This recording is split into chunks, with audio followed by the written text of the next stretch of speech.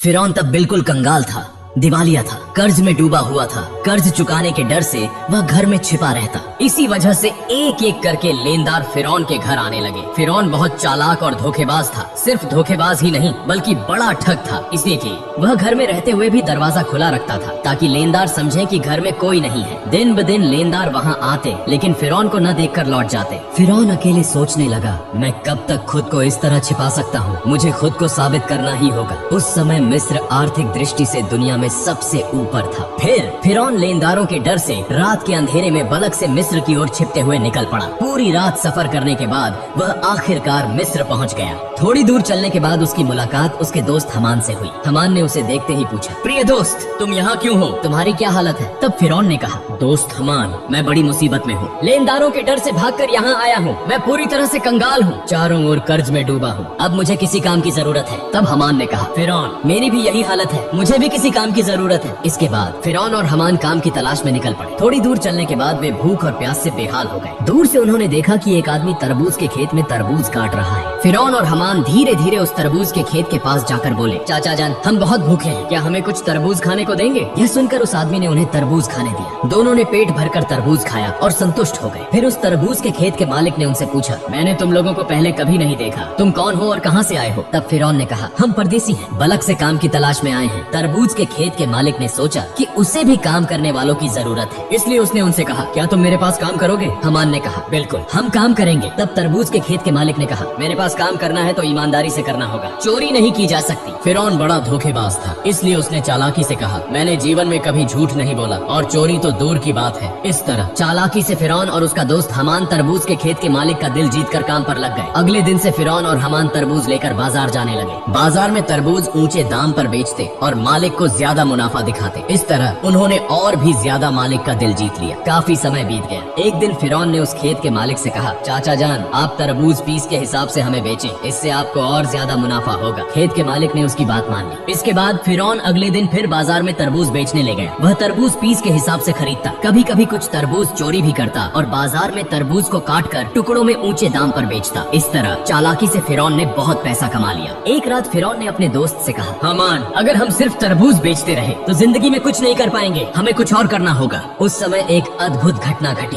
मिस्र के बादशाह ने अपनी सेना के माध्यम से देश में एक घोषणा जारी की। सैनिक विभिन्न स्थानों पर जाकर कहने लगे, यह सूचित किया जाता है कि मिस्र के कब्रिस्तान में एक चौकीदार की आवश्यकता है। यदि कोई व्यक्ति इस नौकरी को करना चाहता है तो वह तुरंत मिस्र के बादशाह के दरबार में संपर्क करे। यह कहकर सैनिक वहाँ से चले गए। इस बात को प्रत्यक्ष और परोक्ष रूप से सुनने के बाद फिरौन ने अपने दोस्त हमान से कहा, हमान, चलो हम राज दरबार में चलते हैं। हमान ने कहा, मुझे लगता है कि यह संभव नहीं होगा। तब फिरौन ने कहा, इस काम को हाथ से जाने नहीं देना चाहिए, चलो एक बार कोशिश करते हैं। इसके बाद फिरौन और हमान बिना देरी किए मिस्र के राज दरबार में पहुँचे। मिस्र के बादशाह ने उनसे पूछा, तुम लोग कौन हो और क्या चाहते हो? तब फिरौन ने हाथ जोड़कर निवेदन किया, मैं एक मुसाफिर हूँ, परदेश से आया हूँ, मैं बहुत ही जरूरतमंद हूँ। मैंने सुना है कि आप कब्रिस्तान के चौकीदार की नियुक्ति करेंगे, कृपया मुझे यह नौकरी दे दे, मैं जीवन भर आपका आभारी रहूंगा। मिस्र के बादशाह ने फिरौन को देखकर मन ही मन सोचा, उसका शरीर मजबूत है और चेहरा भी अच्छा है, लगता है वह इस काम को कर पाएगा। यह सोचकर बादशाह ने फिरौन को कब्रिस्तान के चौकीदार की नौकरी पर नियुक्त कर दिया। अगले दिन से फिरौन मिस्र के कब्रिस्तान में चौकीदारी का काम करने लगा। दिन रात वह कब्रिस्तान के गेट पर खड़ा रहता। पास ही एक छोटे से कमरे में उसका दोस्त हमान और वह दोनों साथ रहते थे। एक रात कुछ लोग एक मृत शरीर को दफनाने के लिए आए, लेकिन फिरौन ने उन्हें रोक दिया। उसने उन्हें कब्रिस्तान में प्रवेश नहीं करने दिया। तब उन्होंने पूछा, मामला क्या है, आप हमें लाश दफनाने से क्यों रोक रहे हैं? दरअसल फिरौन बड़ा धोखेबाज और ठग था। उसने चालाकी से कहा, क्या आप नहीं जानते, मिस्र के बादशाह ने नया कानून बनाया है, अगर किसी को लाश दफनानी है तो उसे एक सोने का सिक्का देना होगा। उन लोगों ने फिरौन की बात पर विश्वास कर लिया और उसे एक सिक्का देकर लाश को दफना दिया। इस तरह यह खबर फैल गई कि लाश को दफनाने के लिए एक सोने का सिक्का देना जरूरी है। इसी तरह फिरौन धोखाधड़ी करके बहुत पैसा कमाने लगा। उस समय एक अजीब घटना घटी। मिस्र में अल्लाह का कहर शुरू हो गया। चारों ओर कॉलरा और चेचक की बीमारी से बड़ी संख्या में लोग मरने लगे। कुछ लोग लाश को दफनाने के लिए कब्रिस्तान आए। तब फिरौन ने और भी चालाकी से कहा, मिस्र के बादशाह ने ने नया कानून बनाया है, अगर कोई व्यक्ति कॉलरा या चेचक से मरता है तो उसे 2 सोने के सिक्के देकर ही इस कब्रिस्तान में दफनाया जाएगा। फिरौन ने धोखाधड़ी से सभी से सोने के सिक्के लेकर बहुत सारा पैसा कमा लिया। इस तरह पूरा साल बीत गया। इसके बाद फिरौन ने अपने दोस्त से कहा, हामान देखो, मैंने 2 बोरियां पैसे कमा लिए हैं, लेकिन अब ये पैसे हमें मिस्र के बादशाह के पास ले जाने होंगे। यह सुनकर हामान चौंक गया। उसने कहा, फिरौन क्या तुम्हारा दिमाग खराब हो गया है? तुमने पैसे कमाने के लिए इतनी मेहनत की, सबको धोखा दिया और अब आखिर में ये पैसे बादशाह को देने जा रहे हो। फिरौन ने कहा, हामान धैर्य रखो, मेरी चालाकी धीरे धीरे सामने आएगी। इसके बाद बिना देर किए अगले दिन फिरौन और हामान 2 बोरियां सोने के सिक्कों की लेकर मिस्र के बादशाह के दरबार में पहुंच गए। मिस्र के बादशाह ने उनसे पूछा, क्या बात है, तुम लोग बोरियां लेकर राज दरबार में क्यों आए हो? तब फिरौन ने कहा, जहां पनाह, मैं 2 बोरियां सोने के सिक्कों के साथ आया हूँ। यह सुनकर बादशाह के मंत्री ने उन्हें डांटते हुए कहा, तुम्हारी हिम्मत कैसे हुई कि तुम मिस्र के बादशाह के सामने खड़े होकर पैसों का घमंड दिखाओ? तब मिस्र के बादशाह ने पूछा, इतने सारे सोने के सिक्के तुम्हें कहाँ से मिले और तुम इसे यहाँ क्यों लाए हो? तब फिरौन ने कहा, जहाँ पनाह, जो लोग मृत लाश को दफनाने आते थे उनसे मैं 1 सोने का सिक्का लेता था। इसके अलावा इसमें मेरी तनख्वाह के पैसे भी शामिल हैं। मेरा असली मकसद यह है कि मिस्र में पिछले 2 साल से जो गरीब लोग कर नहीं चुका पाए, उनकी ओर से मैं ये सोने के सिक्के आपको दे रहा हूँ। कृपया उनकी कर माफी कर दीजिए। यह सुनकर वहाँ मौजूद सभी लोग हैरान रह गए। मिस्र के बादशाह उसके इस कार्य से प्रभावित हुए और उस पर विशेष ध्यान देने लगे। अगले दिन से पूरे मिस्र में यह खबर फैल गई कि एक कब्रिस्तान का चौकीदार ने मिस्र के गरीब लोगों का 2 साल का कर चुका दिया है। पूरे मिस्र के लोग कहने लगे, इतना अच्छा इंसान पूरे मिस्र में दूसरा कोई नहीं हो सकता। अगर यह व्यक्ति हमारे देश का बादशाह होता तो हम कितने सुखी होते। इसी तरह पहले मिस्र के बादशाह और फिर मिस्र के लोगों का दिल जीत लिया। इसके बाद काफी समय बीत गया। एक दिन मिस्र के बादशाह का वृद्धावस्था के कारण निधन हो गया। इसके बाद चारों तरफ चिंता फैल गई कि दूसरा रमेसेस मिस्र का बादशाह कौन होगा। कुछ दिनों बाद राज दरबार में एक आपातकालीन बैठक बुलाई गई। वहाँ मौजूद विद्वानों में से एक ने कहा, इस तरह मिस्र के बादशाह का सिंहासन खाली नहीं रखा जा सकता। मिस्र का अगला बादशाह कौन होगा, इस पर सब चर्चा करें। तब वहाँ मौजूद एक व्यक्ति ने कहा, हुजूर, हमें लगता है कि जो लड़का कब्रिस्तान का चौकीदार है यानी फिरौन, उसकी कद काठी और स्वभाव दोनों ही उपयुक्त है। वह बहुत अच्छा है और जनता का भी ख्याल रखता है। हमें लगता है कि उसे ही बादशाह बनाया जाना चाहिए। तब वह विद्वान व्यक्ति बोला, ठीक है, तो ऐसा ही हो। सबकी सहमति से फिरौन मिस्र का बादशाह बन गया। जो व्यक्ति एक दिन तरबूज बेचता था, जो कभी कब्रिस्तान का चौकीदार था, आज भाग्य के पलटने से वह पूरे मिस्र का बादशाह बन गया। असल में फिरौन कितना घटिया इंसान था यह किसी को मालूम नहीं था। इधर फिरौन के मिस्र का बादशाह बनने के बाद उसने फिर से तरह तरह की चालाकी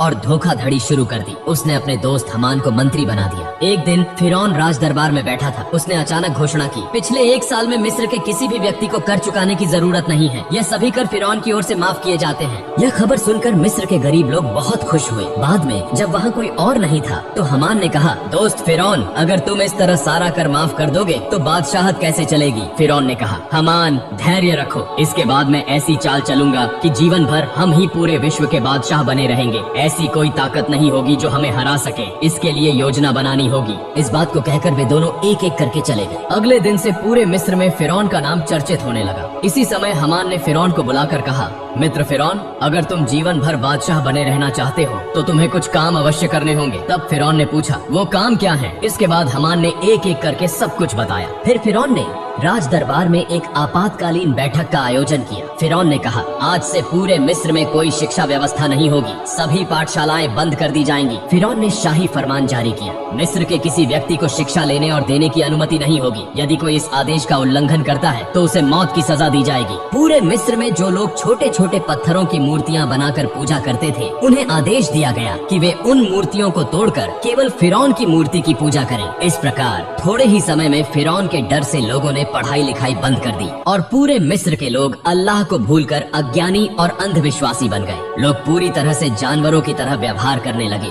इसके बाद फिरौन अत्यधिक घमंडी हो गया। वह खुद को इतना बड़ा मानने लगा कि अहंकार से भरकर खुद को खुदा घोषित कर दिया। दिन ब दिन जनता पर कर की मात्रा बढ़ा दी। अन्याय और अत्याचार बढ़ने लगे। फिरौन ने पूरे मिस्र पर अकेले शासन करना शुरू कर दिया। ब्याज, रिश्वत, व्यभिचार और अनैतिकता की घटनाएं बढ़ने लगी। संक्षेप में फिरौन बनी इसराइल के लोगों को अपमानित और अत्याचार करने लगा। सिर्फ आसिया को छोड़कर कोई भी फिरौन के अपमान और अत्याचार से बच नहीं पाता था, क्योंकि आसिया उस समय की सबसे सुंदर, गुणवान और धार्मिक महिला थी। इसीलिए कई साल बाद फिरौन ने आसिया को अपनी बीवी के रूप में स्वीकार किया। एक दिन आसिया अपने कक्ष में बैठी हुई थी। वह मन ही मन सोच रही थी, जिस तरह मेरे शौहर फिरौन देश की जनता पर अन्याय कर रहे हैं और खुद को खुदा कह रहे हैं, इससे वे न केवल अल्लाह के गुस्से के शिकार होंगे बल्कि पूरे देश को भी बर्बाद कर देंगे। उसी समय फिरौन उस कक्ष में प्रवेश करते हुए बोला, आसिया, तुम इतनी चिंतित क्यों दिख रही हो? तब आसिया ने कहा, प्रिय शौहर, आप यह तो जानते ही हैं कि यह धरती, चांद, सूरज, आसमान और जमीन सब कुछ महान अल्लाह ताला ने बनाया है। इसलिए चाहे इंसान कितनी भी शक्ति प्राप्त कर ले, वह एक छोटा सा कीट भी नहीं बना सकता। इंसान नश्वर है, एक दिन सबको इस दुनिया को छोड़कर जाना होगा। इसलिए आप खुद को खुदा कहना बंद करें और अल्लाह के रास्ते पर वापस लौट आएं। यह सुनते ही फिरौन बहुत गुस्से में आ गया और आसिया को डांटते हुए बोला, आसिया, अगर यह बात कोई और कहता तो मैं उसे मार डालता। जिस तरह सबने मुझे खुदा मान लिया है, तुम्हें भी मुझे खुदा मानना होगा, वरना तुम्हारा हाल भी उन्हीं की तरह होगा। यह कहकर फिरौन वहाँ से चला गया। उधर आसिया बहुत चिंतित हो गई। उनके पास कुछ भी करने का विकल्प नहीं था। उनकी आंखों से आंसू बहने लगे। इस तरह कई दिन बीत गए। फिर एक दिन फिरौन अपने कक्ष में आराम कर रहा था। आधी रात में उसने सपना देखा कि बनी इसराइल की दिशा से एक विशाल आग का गोला आ रहा है, जो पूरे मिस्र को जलाकर राख कर रहा है, लेकिन बनी इसराइल के लोगों को कुछ भी नहीं हो रहा। यह स्वप्न देखकर फिरौन तुरंत जाग गया। फिरौन ने देर न करते हुए अगले दिन देश के विभिन्न हिस्सों से बड़े बड़े ज्योतिषियों को राज दरबार में बुलाया और अपने स्वप्न के बारे में बताया।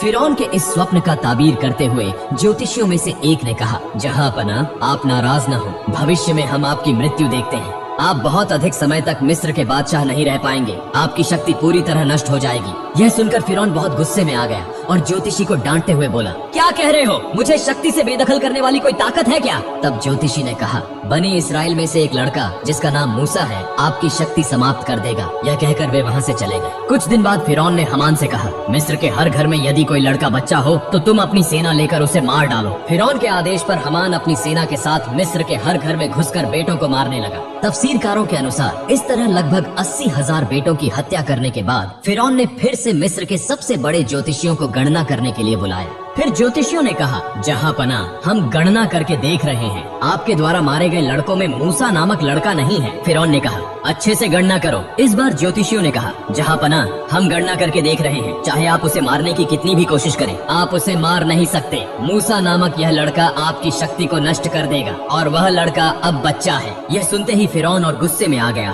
और तुरंत आदेश दिया, तुम लोग हर घर में जाकर तलाशी लो, जहाँ भी मूसा होगा उसे मार डालो। यह खबर पूरे मिस्र में फैल गई। तब हजरत मूसा अलैहिस्सलाम की माँ बहुत चिंतित हो गई। वह सोचने लगी, अपने बच्चे मूसा को कैसे बचाया जाए। ठीक उसी समय उनकी बेटी मरियम नदी के किनारे बकरियां चरा रही थी। उसने देखा कि हमान और फिरौन की बहुत सी सेना उनके घर की ओर आ रही है। यह देखकर मरियम बहुत जल्दी अपने घर लौट आई और कहा, अम्मा जान, फिरौन की सेना हमारे घर की ओर आ रही है, मेरे भाई मूसा को तुम बचाओ। यह सुनकर हजरत मूसा अलैहिस्सलाम की माँ पूरी तरह चौंक गई। वह बिल्कुल भी नहीं समझ पा रही थी कि अब क्या किया जाए। इतने में फिरौन की सेना ने उनके घर को घेर लिया। ऐसे समय में अल्लाह रब्बुल आलमीन ने गैबी आवाज से कहा, हे मूसा की माँ, तुम देर न करो, अपने बेटे मूसा को जलते हुए चूल्हे में रखकर चली आओ। हजरत मूसा अलैहिस्सलाम की माँ ने देर न करते हुए अपने बच्चे मूसा को जलते हुए चूल्हे में रख दिया और तभी अचानक फिरौन की सेना घर में घुस आई। वे बोले, हमें खबर मिली है कि तुम्हारे घर में मूसा नामक बेटा है, जल्दी से उसे हमारे हवाले कर दो। तब हजरत मूसा की माँ ने कहा, देखो, यह तो मेरी बेटी है, यदि मेरे घर में मूसा है तो तुम लोग उसे ढूंढ कर देखो। फिर उसके बाद फिरौन की सेना घर के इधर उधर हर जगह तलाशी लेने लगी, लेकिन कहीं भी कुछ नहीं मिला।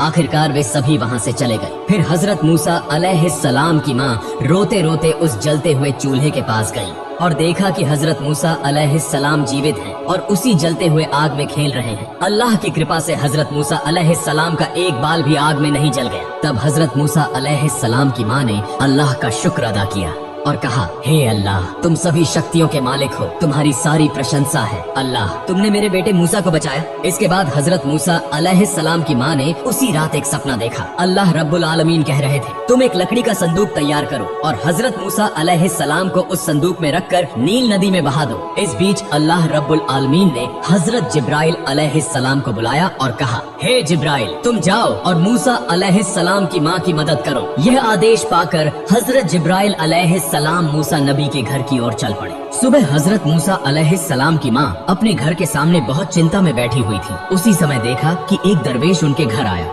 फिर मूसा नबी की माँ ने कहा, आप कौन हैं? मुझे तो आप पहचान में नहीं आ रहे। तब वह व्यक्ति अपना परिचय छुपाते हुए बोला, मैं एक बढ़ई हूँ, क्या आपको कोई लकड़ी का सामान बनवाना है? तत्क्षण मूसा नबी की माँ बोली, बिल्कुल, मुझे एक लकड़ी का संदूक बनवाना है। और इस तरह अल्लाह ताला ने उस दिन जिब्राइल अलैहिस्सलाम के माध्यम से मूसा अलैहिस्सलाम की माँ को संदूक बनाने में मदद की। फिर मूसा अलैहिस्सलाम को नील नदी में बहा दिया। अल्लाह की क्या कुदरत! नील नदी का प्रभाव जिस दिशा में बहता है, हजरत मूसा अलैहिस्सलाम का लकड़ी का संदूक उसके विपरीत दिशा में बहता रहा। इस तरह बहते बहते हजरत मूसा अलैहिस्सलाम का लकड़ी का संदूक फिरौन के राज दरबार के पास पहुंच गया। वहाँ फिरौन और उसकी पत्नी माँ आसिया और अन्य दासियां मौजूद थी। जैसे ही उन्होंने संदूक देखा, माँ आसिया तुरंत आगे बढ़ी। माँ आसिया ने संदूक खोला और देखा कि उसमें एक सुंदर बच्चा पड़ा है। उसके मस्तक पर जैसे नूर का उजाला चमक रहा हो। इतना सुंदर बच्चा उन्होंने कभी नहीं देखा था। इसलिए बिना देर किए माँ आसिया ने मूसा अलैहिस्सलाम को अपनी गोदी में उठा लिया और फिरौन के पास जाकर बोली, देखिए कितना सुंदर बच्चा, इस बच्चे को मैं पालूंगी। यह सुनकर फिरौन ने कहा, नहीं, यह बच्चा शायद हमारा दुश्मन होगा। यह जरूर बनी इसराइल में से कोई बच्चा होगा, इसे मैं मार डालूंगा। तब माँ आसिया ने कहा, क्या कह रहे हैं? अगर यह बनी इसराइल का कोई बच्चा होता तो यह नदी के बहाव में उलटी दिशा में कैसे आया? इसे तो उस दिशा में जाना चाहिए था। यह तर्क सुनकर फिरौन ने कुछ नहीं कहा, बस इतना कहा, ठीक है, तुम इस बच्चे को पाल सकती हो। फिर माँ आसिया हजरत मूसा अलैहिस्सलाम को लेकर राज दरबार में प्रवेश कर गयी। जब फिरौन ने मूसा अलैहिस्सलाम को अपनी गोदी में उठाया और उसे अपने बेटे की तरह प्यार करने के लिए, चूमने के लिए आगे बढ़े, उसी समय हजरत जिब्राइल अलैहिस्सलाम ने अल्लाह के आदेश पर उस छोटे से बच्चे के हाथ से इतनी जोर से फिरौन को थप्पड़ मारा कि राज दरबार कांप उठा।